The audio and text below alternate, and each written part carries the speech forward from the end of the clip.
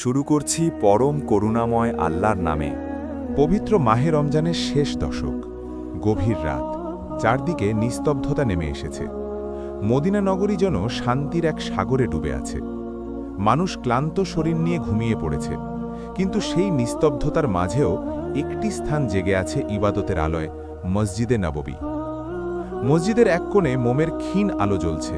সেই আলোয় বসে আছেন মানবজাতির সর্বশ্রেষ্ঠ পথপ্রদর্শক হজরত মুহাম্মদ সাল্লাল্লাহু আলাইহি ওয়াসাল্লাম। তার ঠোঁটে ধীরে ধীরে বয়ে চলেছে কুরআনের তেলাওয়াত। সেই সুর এতটাই কোমল ও মধুর যে মনে হয় যেন আকাশের ফেরেশতারাও নীরবে শুনছে। চারপাশে এমন এক প্রশান্তি বিরাজ করছে যেন পুরো পৃথিবী থেমে গেছে। ঠিক তখনই আকাশের এক প্রান্তে দেখা দিল অদ্ভুত এক আলোর ঝলক। গভীর অন্ধকার ভেদ করে সেই আলো ধীরে ধীরে নেমে আসতে লাগল। মসজিদের আঙিনায় এসে থামল সেই আলোকময় জ্যোতি। বাতাস যেন হঠাৎ স্তব্ধ হয়ে গেল। সময় যেন কিছুক্ষণের জন্য থেমে দাঁড়াল। এরপর ধীরে ধীরে সেই আলোর মধ্য থেকে স্পষ্ট হয়ে উঠলেন আল্লাহর মহান ফেরেশতা হজরত জিব্রাইল আলাইহিসসালাম। তার মুখমণ্ডল এত উজ্জ্বল ও দীপ্তিময় ছিল যে হাজার হাজার তারার আলো একত্র হলেও সেই দীপ্তির সমান হতে পারত না।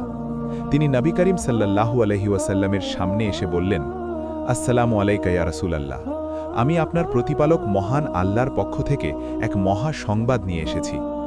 রাসূলুল্লাহ সাল্লাল্লাহু আলাইহি ওয়াসাল্লাম মনোযোগ দিয়ে শুনতে লাগলেন।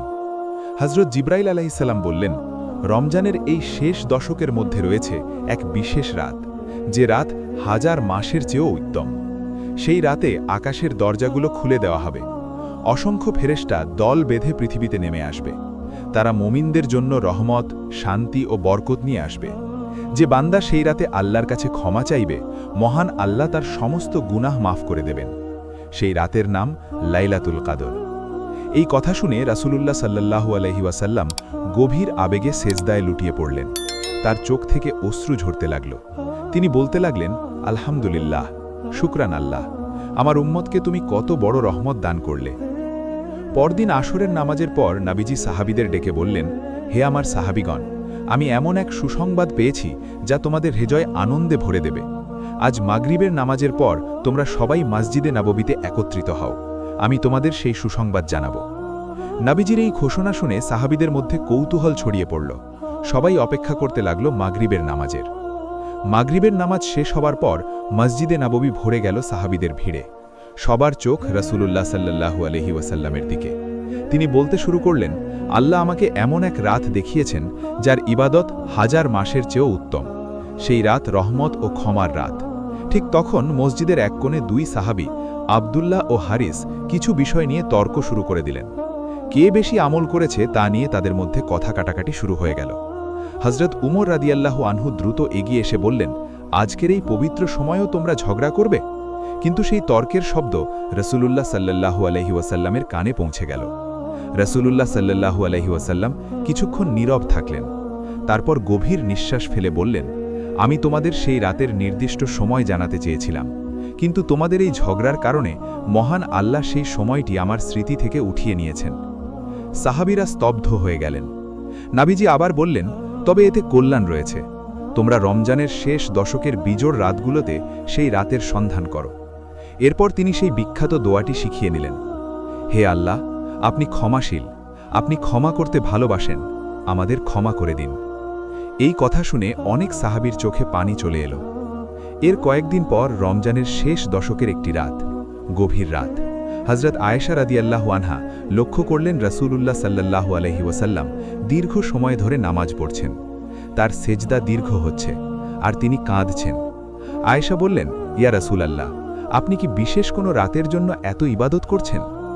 নবীজি মৃদু হাসলেন, বললেন, হে আয়েশা, এটি হতে পারে লাইলাতুল কদরের রাত।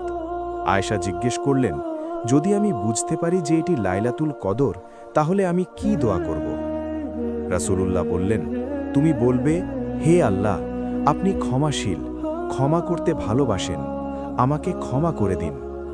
ফজরের নামাজ শেষে আয়েশা বললেন, আজ আমার অন্তরে অদ্ভুত শান্তি অনুভব হয়েছে। নবীজি বললেন, হ্যাঁ, আজকের রাত ছিল প্রশান্তিময়।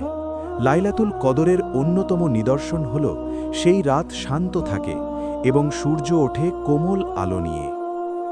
এদিকে মদিনার অন্য এক ঘরে ছিল ভিন্ন দৃশ্য।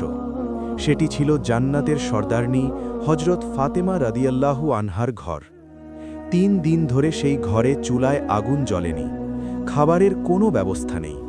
ছোট্ট হাসান ও হুসাইন ক্ষুধায় কাঁদছিল।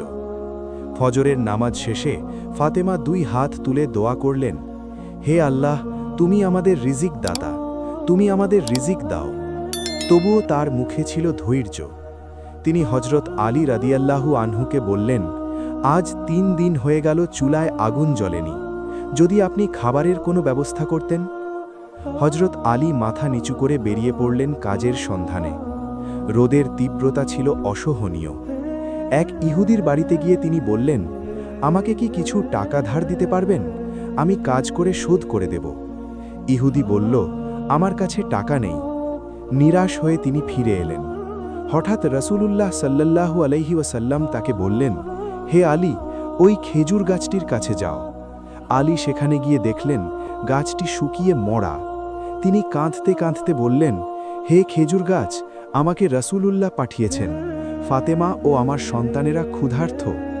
এই কথা বলা শেষ হতেই আশ্চর্য ঘটনা ঘটল। মরা গাছ থেকে ঝরতে লাগল তাজা খেজুর। এত খেজুর পড়তে লাগল যে আলী বিস্মিত হয়ে গেলেন। তিনি সেই খেজুর নিয়ে ঘরে ফিরলেন। ছোট্ট হাসান ও হুসাইন দৌড়ে এসে বলল, আব্বাজান, আমরা কি আজ খেতে পারব? আলী বললেন, হ্যাঁ বাবা, আজ আল্লাহ নিজেই তোমাদের জন্য খাবার পাঠিয়েছেন। সবাই মিলে আল্লাহর শুকরিয়া আদায় করলেন। কিন্তু আশ্চর্য ব্যাপার হলো, ফাতেমা নিজের জন্য সব রাখলেন না, কিছু অংশ দরিদ্রদের মাঝে বিলিয়ে দিলেন। এই ঘটনা আমাদের শেখায়, যে মানুষ আল্লাহর উপর পূর্ণ ভরসা রাখে, আল্লাহ তাকে কখনো নিরাশ করেন না। কঠিন সময়েও যদি আমরা ধৈর্য ধরি এবং আল্লাহর উপর তাওয়াক্কুল রাখি, তাহলে আল্লাহ আমাদের জন্য এমন দরজা খুলে দেন যা আমরা কল্পনাও করতে পারি না। তাই আমাদের উচিত রমজানের শেষ দশকে বেশি বেশি ইবাদত করা, দোয়া করা এবং আল্লাহর রহমতের আশা করা। হয়তো এই রাতগুলোর মধ্যেই লুকিয়ে আছে সেই মহিমান্বিত রাত, লাইলাতুল কদর।